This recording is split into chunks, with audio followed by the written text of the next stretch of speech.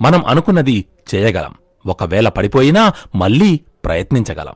కాని గివప్ ఇవ్వకూడదు. మనకు ఏదీ సులువుగా దొరకదు.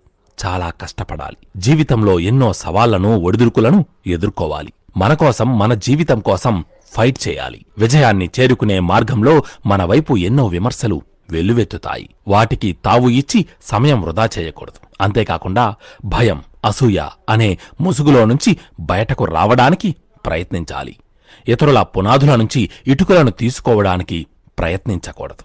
ముందుగా మన యొక్క పునాది సరిచేసుకోవాలి. ఇతరులతో లోపాలను కనుగొనడం వలన మన యొక్క విలువైన సమయం మరింత వృధా అవుతుంది. ఇది ఒక కొత్త ఛాలెంజ్ అని మన మైండ్కి, మన బ్రెయిన్కి చెప్పడం మొదలుపెట్టాలి. అప్పుడు మనం అనుకున్న దానికన్నా మన లక్ష్యానికి మరింత దగ్గరగా ఉంటాం.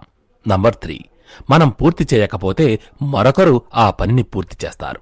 ఇది పోటీ ప్రపంచం.